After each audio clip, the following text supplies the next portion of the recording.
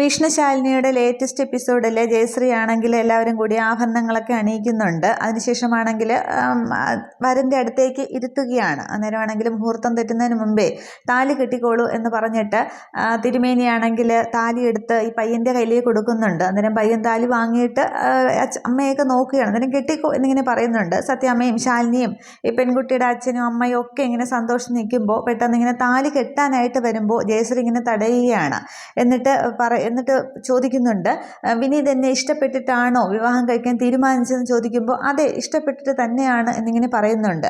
അന്നേരം എങ്കിൽ പിന്നെ നേരത്തെ സ്വർണവും പണവും ഒന്നുമില്ല എന്നറിഞ്ഞപ്പോൾ പിന്നെ എന്താ എന്നെ ഉപേക്ഷിച്ച് പോകാനായിട്ട് തുടങ്ങിയത്? അപ്പോൾ വിനീതിന് നോട്ടത്തിൽ ഞാനല്ല വേണ്ടത്, ഇപ്പോൾ കിട്ടിയ 10 ലക്ഷം രൂപയും എൻ്റെ ഈ ദേഹത്തുള്ള ഈ സ്വർണവുമാണ്, അതുകൊണ്ടല്ലേ എന്ന് ചോദിക്കുകയാണ്. ഇത് തീരുമ്പോൾ വിനീത് എന്നെ ഉപേക്ഷിക്കില്ല എന്നുള്ളതിന് എന്താണ് ഉറപ്പ് എന്നിങ്ങനെ ചോദിക്കുന്നുണ്ട്. അതുകൊണ്ട് എനിക്ക് ഈ വിവാഹം വേണ്ട എന്നിങ്ങനെ ജയശ്രീ പറഞ്ഞിട്ട് അവിടെ നിന്ന് എഴുന്നേൽക്കുകയാണ്. അന്നേരം ഈ പയ്യൻ എഴുന്നേൽക്കുന്നുണ്ട്. പക്ഷേ ആ ഒരു ജയശ്രീയുടെ ആ ഒരു സംസാരത്തിൽ ശാലിനി മാത്രം ഇങ്ങനെ ചിരിച്ച് നോക്കി നിൽക്കുന്നു. ബാക്കി എല്ലാവർക്കും ഒരു വിഷമം പോലെ വരുന്നുണ്ട്. പക്ഷേ പൊന്നിക്കും ഭാമയ്ക്കും ഒക്കെ അതിനോട് യോജിക്കുന്നുണ്ട്. അന്നേരം മോൾ എന്തായി പറയുന്നത്, വിവാഹം വേണ്ടെന്നോ എന്ന് പറഞ്ഞ് ഈ ലക്ഷ്മണൻ പിള്ളയാണെങ്കിൽ സങ്കടപ്പെടുന്നുണ്ട്. അന്നേരം അച്ഛൻ എന്നോട് ക്ഷമിക്കണം, ഇങ്ങനെ സ്വർണവും പണവും മോഹിച്ച് വരുന്നവരെ എനിക്ക് വേണ്ട, ഇവർ ഈ സ്വർണത്തിനും പണത്തിനും വേണ്ടി എന്നെ കൊല്ലില്ല എന്ന് അച്ഛൻ ഉറപ്പ് പറയാനായിട്ട് സാധിക്കുമെന്ന് ചോദിക്കുകയാണ്. ഇങ്ങനെ ജീവിതകാലം മുഴുവൻ ഞാൻ നിൽക്കേണ്ടി വന്നാലും, വീട്ടിലെ ഉപ്പും ചോറും നിന്ന് ജീവിക്കേണ്ടി വന്നാലും അതിനൊരു അന്തസ്സുണ്ട്. പക്ഷേ ഇവരുടെയൊക്കെ വീട്ടിൽ പോയി ഒരു വീട് വറ്റ് കഴിക്കുന്നതിന് 100 കണക്ക് പറയേണ്ടി വരും. ഇവരൊക്കെ സ്വർണത്തിനും പണത്തിനും വേണ്ടി മാത്രമാണ് വിവാഹം കഴിക്കാനായിട്ട് വരുന്നത്. അതുകൊണ്ട് എനിക്കിത് വേണ്ട, ഇതിലൊരു അന്തസ്സുണ്ട് എന്നിങ്ങനെ ഈ കുട്ടി പറയുമ്പോൾ പിന്നെ ഈ ലക്ഷ്മണൻപിള്ള സങ്കടത്തിലേക്ക് നിൽക്കുകയാണ്. പക്ഷെ അന്നേരം ഈ വിനീതും അമ്മയും ഒക്കെ അങ്ങ് മാനം കെട്ട് നിൽക്കുന്നുണ്ട്. തുടർന്നാണെങ്കിൽ ശാലിനി ഈ കുട്ടിയെ ഇങ്ങനെ അടുത്തേക്ക് വിളിക്കുന്നുണ്ട്. എന്നിട്ട് പറയുകയാണ്, ജയശ്രീ ഈ കുട്ടിയുടെ തീരുമാനം കേരളത്തിലെ മുഴുവൻ പെൺകുട്ടികളുടേക്കും ഒരു തീരുമാനം തന്നെയാണ്. സ്ത്രീധനം ചോദിച്ചു വരുന്നവർക്ക് ഇതൊരു പാഠമായിരിക്കണം. ഇങ്ങനെ എല്ലാ കുട്ടികളും അതിനുള്ള ഒരു ജ്വാല ഇവിടെ തിരി കൊളുത്തിയെന്നേ ഉള്ളൂ. ഇതിനി കത്തി എടുക്കേണ്ടത്, ആളിപ്പടർത്തേണ്ടത് ഇവിടുത്തെ മുഴുവൻ കല്യാണപ്രായമായ പെൺകുട്ടികളുമാണ് എന്നിങ്ങനെ ഇവർക്കൊക്കെ ഒരു പാഠമായിരിക്കട്ടെ എന്നിങ്ങനെ പറഞ്ഞിട്ട്, അപ്പോൾ നിങ്ങൾക്കിനി പെൺകുട്ടി വിവാഹം വേണ്ട എന്ന് പറഞ്ഞ സ്ഥിതിക്ക് നിങ്ങൾക്ക് ഇവിടെ നിൽക്കാനുള്ള യോഗ്യത പോലുമില്ല എന്നിങ്ങനെ അമ്മയോടും മകനോടും പറയുന്നുണ്ട്. അപ്പോൾ ശാലിനിയുടെ സംസാരം സത്യഭാമയ്ക്കും പൊന്നിക്കും ബാക്കി എല്ലാവർക്കും സന്തോഷമാകുന്നുണ്ട്. അന്നേരം അച്ഛൻ നമുക്ക് ഇറങ്ങാം എന്നിങ്ങനെ ജയശ്രീ ആണെങ്കിൽ ലക്ഷ്മണൻ പിള്ളയോട് പറയുമ്പോൾ മോളെ നമ്മുടെ സങ്കടത്തോടെ നിൽക്കുന്നുണ്ട്. അന്നേരം സാരമില്ല അച്ഛാ, നമുക്ക് പോവാം, നമുക്ക് സ്വർണവും പണവും അല്ലാതെ ഇഷ്ടപ്പെടുന്ന ഒരാളെ മതി എനിക്ക് വിവാഹം കഴിക്കാനായിട്ട്, ഇങ്ങനെ ഒരു കൂട്ടർ വേണ്ട എന്ന് പറഞ്ഞിട്ട് കുട്ടി നടക്കുന്നുണ്ട്. പിന്നാലെ ഈ അമ്മയും ലക്ഷ്മണൻ പിള്ളയും ഒക്കെ പോകുന്നുണ്ട്. ഇതിൽ കൂടുതൽ സ്ത്രീധനം കിട്ടുന്ന ഒരു പെൺകുട്ടിയെ മാത്രമേ നീ വിവാഹം കഴിക്കാവൂ, ഇല്ലെങ്കിൽ ആ പെൺകുട്ടിയുടെ ശാപം കൂടി നിന്റെ തലയിൽ കാണും എന്നിങ്ങനെ ശാലിനി ഉപദേശം എന്ന പോലെ ഈ വിനീതിനോട് പറയുന്നുണ്ട്. എന്നിട്ട് ശാലിനി ആണെങ്കിൽ സത്യഭാമയെ നോക്കുന്നുണ്ട്. എന്നിട്ട് ശാലിനി ഇങ്ങനെ ചിരിക്കുകയാണ്. പക്ഷേ ഭാമ അന്നേരം ശാലിനിയോട് ചിരിക്കുന്നുണ്ട്. എന്നിട്ട് ശാലിനി അവിടെ നിന്ന് നടന്നു പോവുകയാണ്. പക്ഷേ ശാലിനി ആ ഒരു അഭിമാനത്തോടെ നടന്നു പോകുന്നത് സന്തോഷത്തോടു കൂടി ഭാമ നോക്കി നിൽക്കുന്നുണ്ട്. അതിനുശേഷം ദേഷ്യത്തോടെ വിനീതിനെയും അമ്മയും അച്ഛനെയൊക്കെ നോക്കിയിട്ട് പൊന്നിയോടൊപ്പം സത്യഭാമയും പോകുന്നുണ്ട്. അന്നേരം അമ്മയെ പോകാൻ എന്നിങ്ങനെ ഈ വിനീത് അമ്മയെ വിളിക്കുന്നുണ്ട്. ഇതേ സമയം അവിടെ സുബൈറിൻ്റെ വീട്ടിലാണെങ്കിൽ അബൂബക്കറിൻ്റെ ആ പള്ളിയിൽ നിന്നുള്ള 2 സുഹൃത്തുക്കളൊക്കെ എത്തിയിട്ടുണ്ട്. തുടർന്ന് അവർ പറയുന്നുണ്ട്, ഇത്രയും ദിവസമായിട്ടും ഒരാളെ കാണാതായിട്ട്, ഇത്രയും കൂട്ടുകാരും ഒക്കെ ഉണ്ടായിട്ട് ആരെയും ഒന്ന് വിളിക്കുകയോ ഒന്നും ചെയ്തില്ലേ എന്ന് ചോദിക്കുകയാണ് അബൂബക്കറിനോട്. വന്നവരിൽ ഒരാൾ. അന്നേരം പിന്നെ അവൻ അവസാനമായിട്ട് എന്നെയാണ് വിളിച്ചത്, അത് നൂർജഹാനെ തിരക്കി അവിടെ പോയപ്പോൾ ആ വീട്ടിൽ നിന്നാണ്, അവിടെ കണ്ടു എന്നാണ് പറയുന്നത്. പക്ഷേ അവളോടിപ്പോൾ ചോദിക്കുമ്പോൾ അവളൊന്നും കണ്ടിട്ടുമില്ല എന്ന് പറഞ്ഞിട്ട് ഞാൻ അവളെ വിളിക്കാമെന്ന് പറഞ്ഞിട്ട് നൂറിനെ വിളിക്കുന്നുണ്ട്. അന്നേരം നൂറ് വന്ന് എന്താണെന്ന് പറഞ്ഞ് നിൽക്കുന്നുണ്ട്. അന്നേരം ഈ വന്നിരിക്കുന്നവരിൽ ഒരാൾ ചോദിക്കുന്നുണ്ട്, നൂർജഹാനെ കണ്ടു എന്ന് പറഞ്ഞ് അവസാനമായിട്ട് നസീർ അബൂബക്കറിനെ വിളിച്ചല്ലോ, നൂർജഹാൻ അവിടെ വെച്ച് നസീറിനെ കണ്ടിരുന്നോ എന്ന് ചോദിക്കുകയാണ്. അന്നേരം നൂർജഹാൻ ആകപ്പാടെ പേടി വരുന്നുണ്ട്. എന്നിട്ട് ആ നസീർ അവിടെ വന്നതും പിന്നെ നൂർജഹാനെ പിടിച്ചുകൊണ്ട് പോകാൻ നോക്കിയതും ഈ ഗോപാലകൃഷ്ണൻ വന്ന് തള്ളിയതും ഒക്കെ ചവിട്ടിയതും ഒക്കെ അത്ര വരെയല്ലേ നൂർജഹാൻ കണ്ടിട്ടുള്ളൂ. അത്രയും സീൻ ആലോചിക്കുന്നുണ്ട്. അകത്ത് കയറി കഥ അടച്ച് കയറി ആലോചിക്കുകയാണ്. എന്നിട്ട് ചോദിച്ചത് കേട്ടില്ലേ എന്നിവർ ഒന്നുകൂടി ചോദിക്കുമ്പോൾ ഇല്ല ഞാൻ കണ്ടില്ല, അവിടെ വന്നിട്ടില്ല എന്ന് പറയുക. അന്നേരം ഈ അബൂബക്കറിന് ആകെ ദേഷ്യം വരുന്നുണ്ട്. കണ്ടില്ലേ, നീ പറയുന്നത് കള്ളമാണ്, മര്യാദയ്ക്ക് സത്യം പറഞ്ഞോ, എൻ്റെ മോൻ എവിടെ പോയെന്ന്, നിന്നെയാണ് അവസാനമായിട്ട് കണ്ടു എന്ന് പറഞ്ഞാൽ വിളിച്ചത്, മര്യാദയ്ക്ക് പറഞ്ഞില്ലെങ്കിൽ എൻ്റെ കരണം അടിച്ച് പൊട്ടിക്കും എന്നൊക്കെ ഇവരുടെ മുന്നിൽ വിളിച്ച് പറയുന്നുണ്ട്. അന്നേരവും ഞാൻ കണ്ടെങ്കിലല്ലേ കണ്ടെന്ന് പറയാൻ പറ്റൂ, കാണാത്ത കാര്യം എങ്ങനെയാണ് പറയുക എന്നിങ്ങനെ ഉറപ്പിച്ച് നൂറ് പറയുന്നുണ്ട്. അന്നേരം മര്യാദയ്ക്ക് സത്യം പറയടി എന്ന് പറഞ്ഞിട്ട് അവരുടെ മുന്നിൽ വെച്ച് നൂർജഹാനെ തല്ലാനായിട്ട് ഈ അബൂബക്കർ ഇങ്ങനെ കൈ ഓങ്ങുമ്പോൾ അവളെ തൊട്ട് തൊട്ടുപോകരുത് എന്ന് പറഞ്ഞുകൊണ്ട് പിന്നെ സുബൈർ വരികയാണ്. സുബൈറാണെങ്കിൽ വീൽ ചെയറിലാണ് ഇരിക്കുന്നത്. പിന്നെ സുബൈദയാണ് ഇങ്ങനെ വീൽ ചെയർ തള്ളിക്കൊണ്ട് വരുന്നത്. അന്നേരം ആകെ അന്തം വിട്ട് അബൂബക്കർ തിരിഞ്ഞു നോക്കുന്നുണ്ട്. അന്നേരം എൻ്റെ മോളെ ഉപദ്രവിക്കരുത്, അതല്ല അതിൻ്റെ ഒരു രീതി എന്ന് പറയുകയാണ്.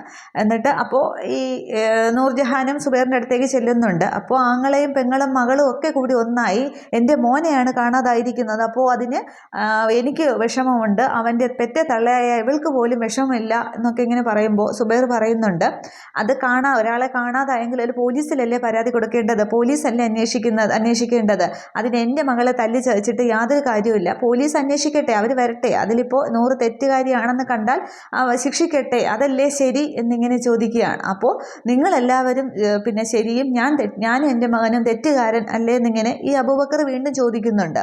അന്നേരം സുബൈർ പറയുകയാണ്, നസീറിനെ കുറിച്ചുള്ള ചില കാര്യങ്ങൾ ഞാനിവിടെ പറയുകയാണ്.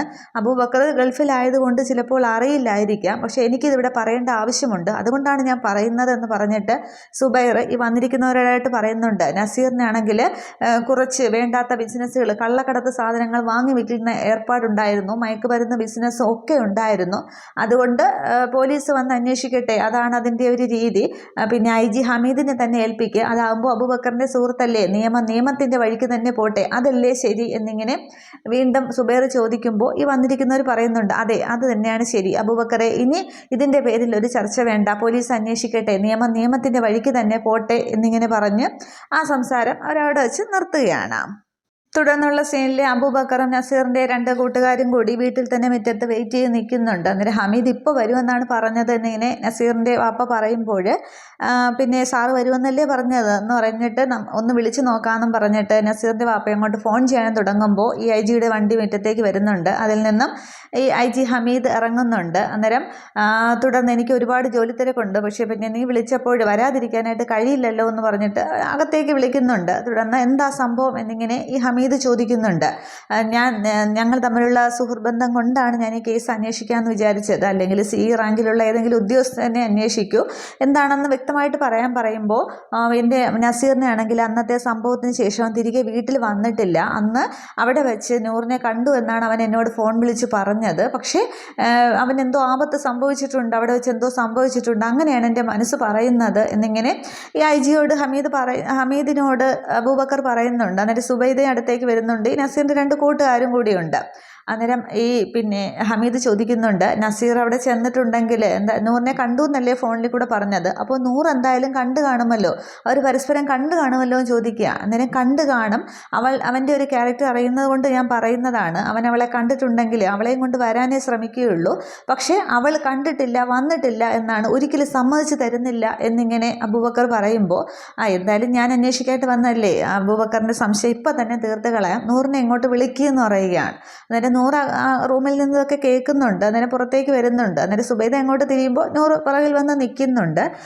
തുടർന്ന് നൂറ് പിറകെ നിൽക്കുകയാണ് സുബൈദയുടെ. അന്നേരം ഇങ്ങോട്ട് നീങ്ങി നിൽക്കേണ്ടി, ഹമീദ് സാറിന് നിന്നോട് എന്തോ ചോദിക്കാനുണ്ട് എന്നിങ്ങനെ അബൂബക്കർ ദേഷ്യപ്പെടുമ്പോൾ നൂറാണെങ്കിൽ കുറച്ചുകൂടി ഫ്രണ്ടിലേക്ക് വന്ന് നിൽക്കുന്നുണ്ട്. തുടർന്ന് ഹമീദ് ചോദിക്കുന്നുണ്ട്, അന്നാണെങ്കിൽ പിന്നെ ആ കുടുംബശ്രീ വീട്ടിൽ വെച്ച് നസീറിനെ നൂറ് കണ്ടിരുന്നോ, നസീർ ആ വീട്ടിൽ വന്നിരുന്നോ എന്നിങ്ങനെ ചോദിക്കുകയാണ്. അന്നേരവും ഈ നൂറാണെങ്കിൽ നേരത്തെ ആലോചിച്ച വന്ന സംഭവങ്ങളും ആ ഉണ്ടായ അടിപിടി സംഭവങ്ങളൊക്കെ ഇങ്ങനെ മനസ്സിലൂടെ ഓർക്കുകയാണ്.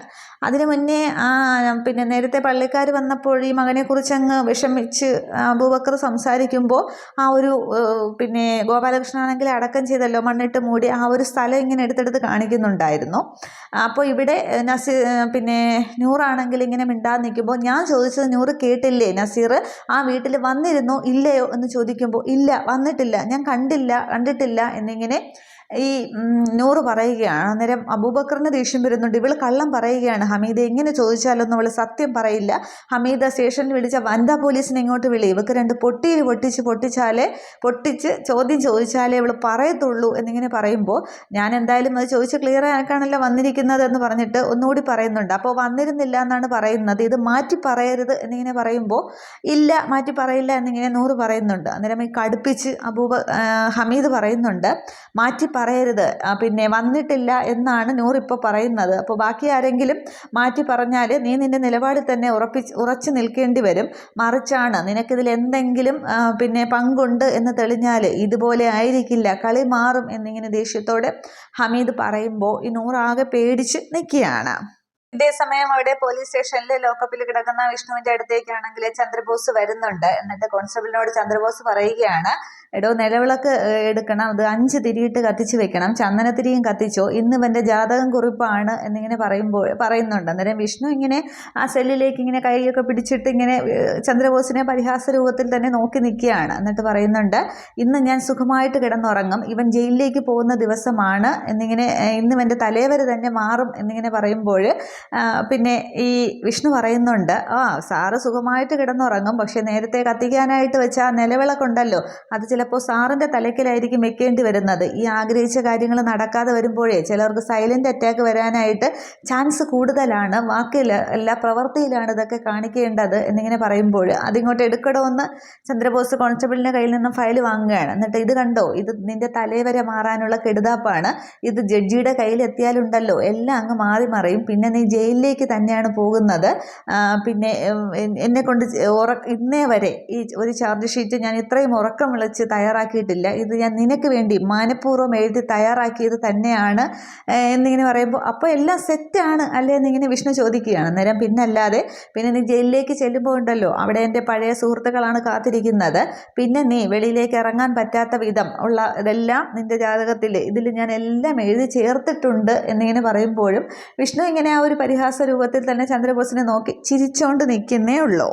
ഇതേസമയം അവിടെ പോലീസ് സ്റ്റേഷൻ്റെ മുറ്റത്തേക്ക് ഓട്ടോയിലാണെങ്കിൽ ലക്ഷ്മണൻ പിള്ളയും ജയശ്രീയും കൂടി വന്നിറങ്ങുന്നുണ്ട്. എന്നിട്ട് കോൺസ്റ്റബിളിനോട് കമ്മീഷണർ ഒന്ന് കാണണമെന്ന് പറയുമ്പോൾ ഞാൻ ചോദിച്ചിട്ട് വരാമെന്ന് പറഞ്ഞ് അവരവിടെ നിർത്തിയിട്ട് ഈ കോൺസ്റ്റബിൾ അകത്തേക്ക് കയറുന്നുണ്ട്.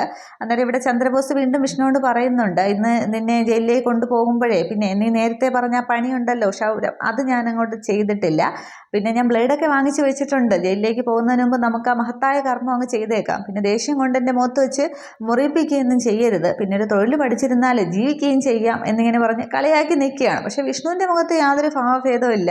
വിഷ്ണു ആ പരിഹാസ രൂപത്തിൽ തന്നെ ഭാവത്തിൽ തന്നെ ചന്ദ്രബോസിനെ നോക്കിയിരിക്കുന്നുണ്ട്. അന്നേരം കോൺസ്റ്റബിൾ വന്ന് പറയുന്നുണ്ട്, ആ സ്വർണ്ണം നഷ്ടപ്പെട്ട അച്ഛനും മകളും കൂടി കാണാനായിട്ട് വന്നിട്ടുണ്ടെന്ന്. അന്നേരം പ്രതിയെ കുറ്റവാളിയെ കോടതിയിലേക്ക് കൊണ്ടുപോകുന്ന കാഴ്ച അവർക്ക് കൂടി കാണിച്ചു കൊടുക്കാം, കയറി വരാൻ പറയും എന്നിങ്ങനെ കോൺസ്റ്റബിളിനോട് പറഞ്ഞു വിടുകയാണ്. തുടർന്നും ചന്ദ്രബോസ് പറയുന്നുണ്ട്, നിന്റെ ക്ഷൗരപ്പണി കാണാനായിട്ട് കാഴ്ചക്കാരൊക്കെ എത്തിയിട്ടുണ്ട്, നാക്കിനെല്ലില്ലാതെ പലതും വിളിച്ചു പറയുമ്പോൾ ഓർക്കണമായിരുന്നു ഇങ്ങനെയൊക്കെ സംഭവിക്കുമെന്ന്, ഇന്ന് മുഴുവൻ എൻ്റെ ഊഴമാണടാ, നിനക്ക് ജയിലിൽ പോകാനേ പറ്റുകയുള്ളൂ എന്ന് പറഞ്ഞിട്ട് ആകെ വിജയിച്ച ഭാവത്തിൽ ചന്ദ്രബോസ് ഒന്നങ്ങ് കസറുകയാണ്. പക്ഷേ വിഷ്ണു നോക്കി നിൽക്കുന്നേ ഉള്ളൂ. ഇത്രയും എപ്പിസോഡിൽ കാണിക്കുന്നുള്ളൂ. പക്ഷേ അടുത്ത എപ്പിസോഡിലാണെങ്കിൽ ഇവർ വന്നിട്ട് ആ ഒരു കേസ് പിൻവലിക്കുകയാണ് ചെയ്യുന്നത്. അപ്പോഴത്തേക്ക് ചന്ദ്രബോസിൻ്റെ എല്ലാ പ്ലാനും ഇവിടെ പൊളിയുകയാണ് ചെയ്യുന്നത്. വിഷ്ണുവിനെതിരെ കേസില്ലാന്ന് അവർ പറയുകയും ചെയ്യും. പിന്നെ ചന്ദ്രബോസിനൊന്നും ചെയ്യാനായിട്ട് സാധിക്കില്ലല്ലോ. അപ്പോൾ വിഷ്ണു നേരത്തെ പറഞ്ഞതുപോലെ ചന്ദ്രബോസിൻ്റെ മുമ്പിൽ നിന്നും ഇറങ്ങിപ്പോവുകയും ചെയ്യും. അത്രയും നേരം മോഹക്കൊട്ടാരം കെട്ടിയത് എല്ലാം ചീട്ടുകൊട്ടാരം പോലെ ചന്ദ്രബോസിൻ്റെ മുന്നിൽ തകർന്ന് വീഴുകയുമാണ് ചെയ്യുന്നത്. വീണ്ടും മാനം കെട്ട് ബോസ് നിൽക്കും. ഇത്രയുമാണ് അടുത്ത എപ്പിസോഡിലും. പിന്നീടാണിനി ആ ഒരു ഹമീദ് അന്വേഷണത്തിന് കുടുംബശ്രീയിലേക്ക് ചെല്ലുന്നതും ആ ഒരു ക്വസ്റ്റ്യൻ ചെയ്യലൊക്കെ അവിടെ ഉണ്ടാകും. അപ്പോൾ ശാരദാമ്മയും ഗോപാലകൃഷ്ണനും ഒക്കെ എന്തു പറയും എന്നുള്ളതാണ്. നൂറ് പറഞ്ഞതുപോലെയാണോ, ബാക്കി എന്താകും എന്നുള്ളതൊക്കെ നമുക്ക് അടുത്ത എപ്പിസോഡിൽ കാണാം. പക്ഷെ എന്തായാലും അവിടെ ഗോപാലകൃഷ്ണനെ പിടികൂടുക തന്നെ ചെയ്യും. പിന്നെ നസീറിൻ്റെ ആ ഒരു കൊലപാതകം നടത്തിയത് ഗോപാലകൃഷ്ണനാണെന്നുള്ളതും ഗോപാലകൃഷ്ണനെ അറസ്റ്റ് ചെയ്യുക ചെയ്യും. അതൊക്കെ അടുത്ത എപ്പിസോഡുകളിൽ കാണാം. Okay, thank you.